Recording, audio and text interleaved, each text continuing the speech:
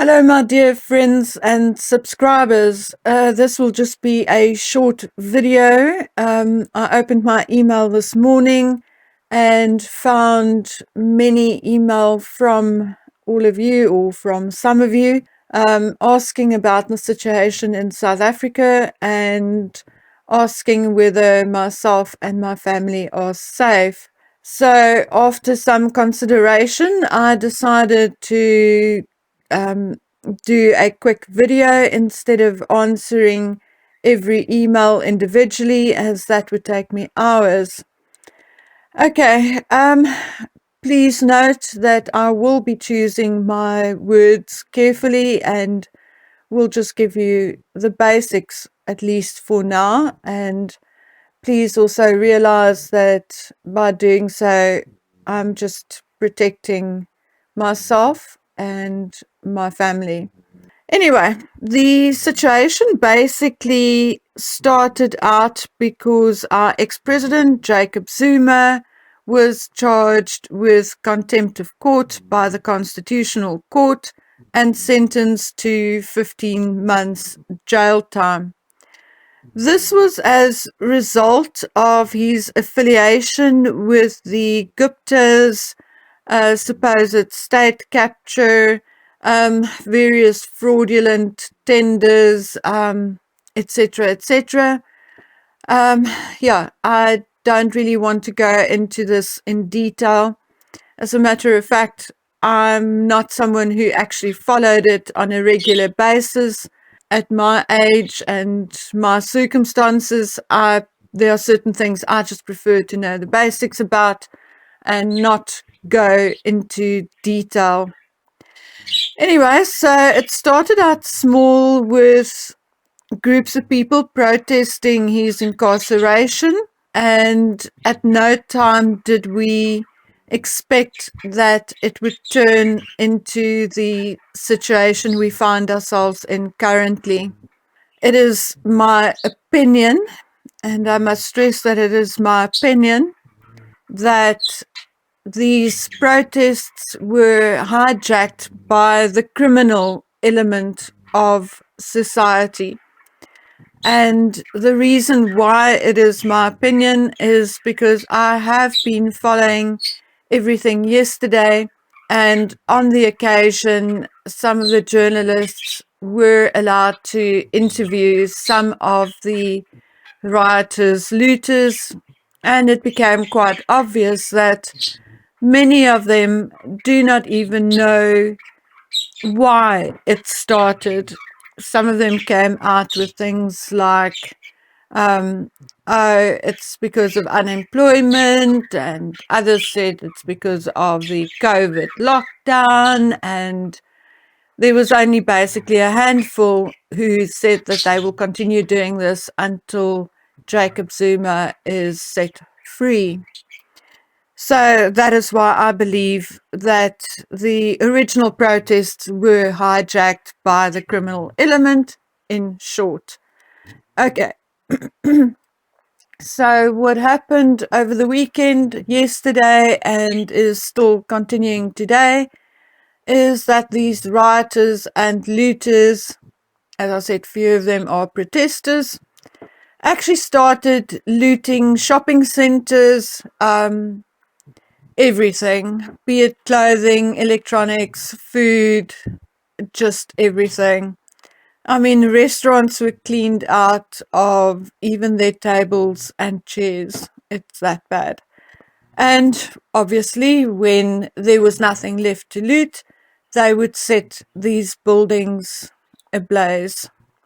The worst was initially in Johannesburg and Durban, and it looked very, very bad. Roads were blocked off by burning tires and rubble and etc., etc.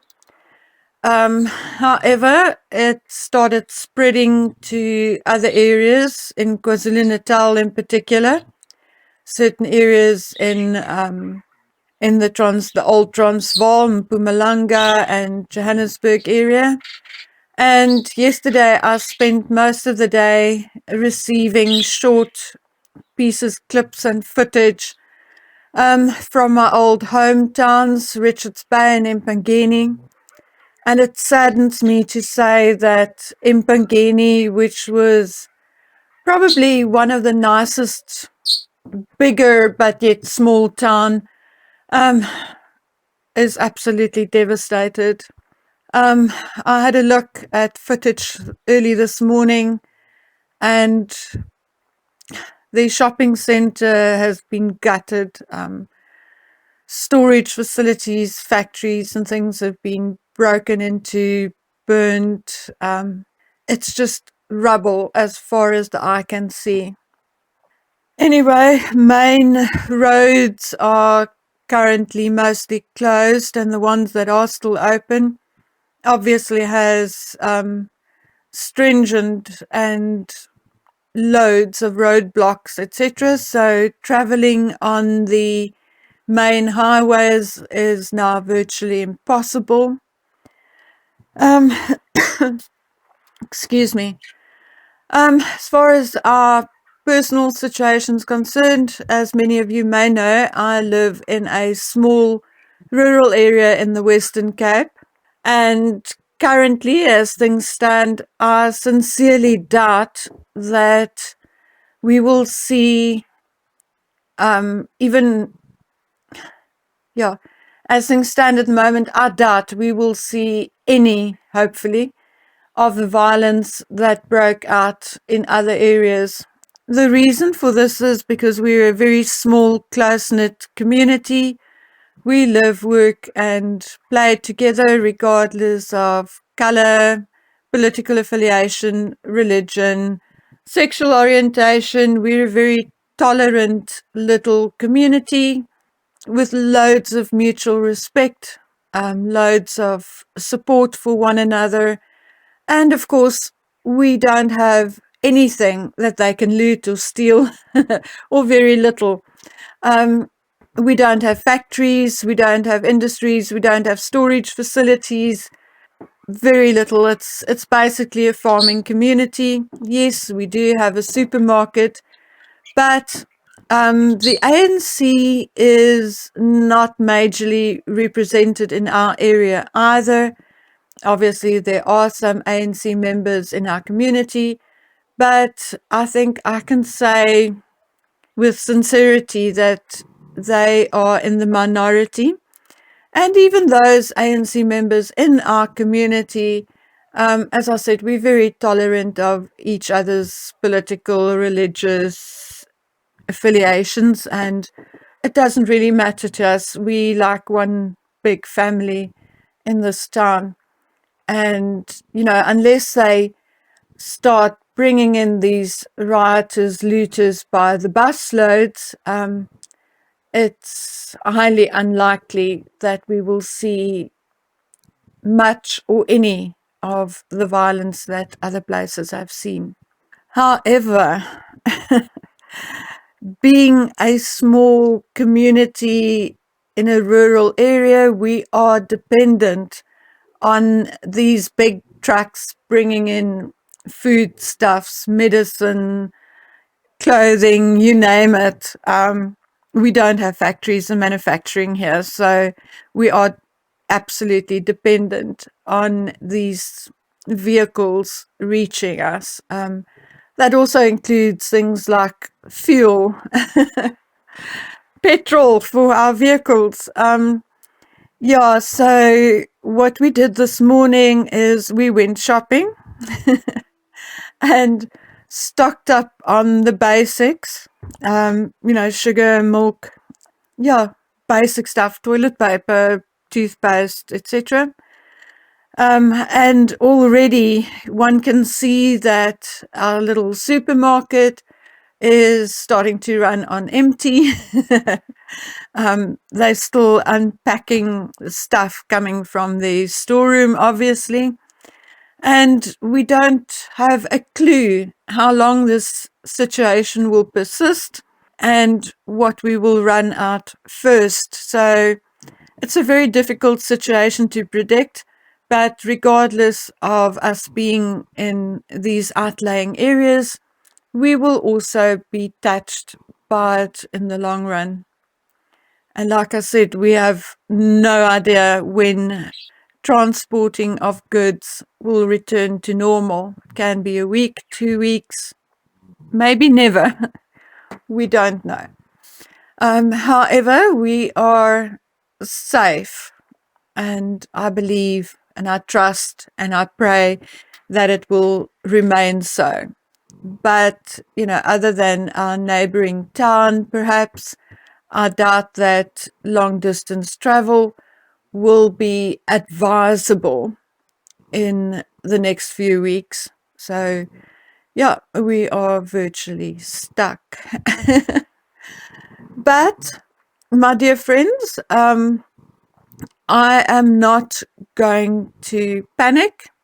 I am, for obvious reasons, rather upset to see places where I've worked, where myself and my children enjoyed ourselves, where they went to school, where they grew up, being absolutely destroyed and leveled to the ground. It is absolutely heartbreaking. I know those communities, and I know how difficult it is going to be for them to rebuild. And it is my opinion that a lot of what had been destroyed will not be rebuilt. Yeah, I don't know what else to say. All I can say is that you guys need to pray for us if you are so inclined. Yeah, just keep us in your hearts. I am in contact with my family who live in the cities. So far, they are all safe. Yeah, and there's nothing more I can do for them either than just hope and pray that it will remain that way. So, folks, that's basically what it's all about. I know there are people who actually are pointing fingers at me and say, how can you continue talking about Harry and Meghan in a time like this? What does it matter to you? And to those people, I just want to say, look, I do care. I lived in Port Shepstone, a town which had seen severe damage and a lot of destruction and a lot of heartache. My younger daughter went to school there. I spent many years of my adult working life in Richards Bay and in Pangeni, and my heart absolutely breaks for my ex-colleagues, friends and family who have lost so much. But as an individual, a single woman, there's nothing I can do to help.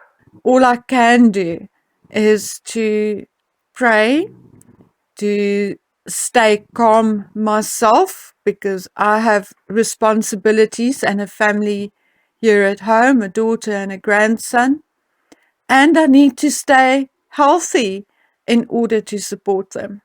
So, I cannot resort to panic. I need to keep my stress levels as low as possible. And therefore, things like Harry and Meghan's shenanigans actually comes as a welcome distraction. So please, I'm not superhuman. I'm not heartless. I do care, and I am spending a lot of time staying in contact with family and friends. I do watch all the clips sent to me via WhatsApp and Facebook, and yeah, and it's breaking my heart as much as anyone else's. But my priority, what I'm able to do, is to take care of my family, and that is what I'm doing, and also why I try to stay as calm as possible and just carry on doing what I'm doing. And I do hope that the South Africans who are listening to this today will understand that. They also need to understand, and I'm being very honest here, some people may not appreciate it. My channel has never really been about money, but it is earning me money at the moment, something which I really need in order to take care of my family. We are still under lockdown level 4, and therefore my daughter is again not working. So the income that I'm getting from this YouTube channel is currently our only income. My grandson is not attending a normal school at the moment. We are homeschooling him. So I'm also doing that in the mornings. Yeah, what more can I say? I have a lot of empathy and sympathy and understanding for my family, for the other citizens of my country, for my friends, my ex-colleagues, their children. I think of you all and I care about you all, but I also need to take care of my family, and therefore I cannot turn my back on what is actually supporting my family at the moment. I don't have any of my own family close by.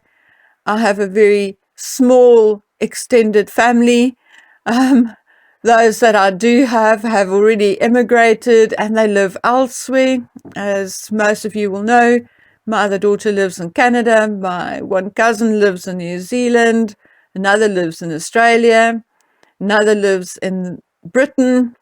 So I don't really, my mother is in her 80s. She can do very little to help me and my little family. So unfortunately, my dear friends, it all comes down to me at the moment, and I can do nothing but to just thank you all for your support and for your caring. I mean, even the email I received for my birthday and the wishes in the comments, and it's difficult to explain to you how much your support actually means to me. And I'm not just talking about the donations and the clicks that earns me a buck. I'm also talking about the emotional support. Just opening my email and actually seeing that there are people who actually care about me and my family. People who care enough to take a minute to send me an email and say, are you okay? Are you safe? Or happy birthday, or, whatever. That's what's keeping me going at the moment. It really is. And that is why it is so important to me. And that is also why I hope that my South African subscribers, please do not blame me for continuing to post stuff on the royal family. It's not that I love you less. It is something which is currently supporting my family, and it's also providing us with a bit of an escape. Calms me down, keeps me busy. Okay, folks, I think I've now preached and carried on long enough. I'll be back later with a video on our usual subject. Okay, guys and girls, I know South Africa is not the only country suffering difficulties at the moment, so please, all of you, no matter where you are, please stay safe, stay healthy, and we'll meet again on the next video. Bye.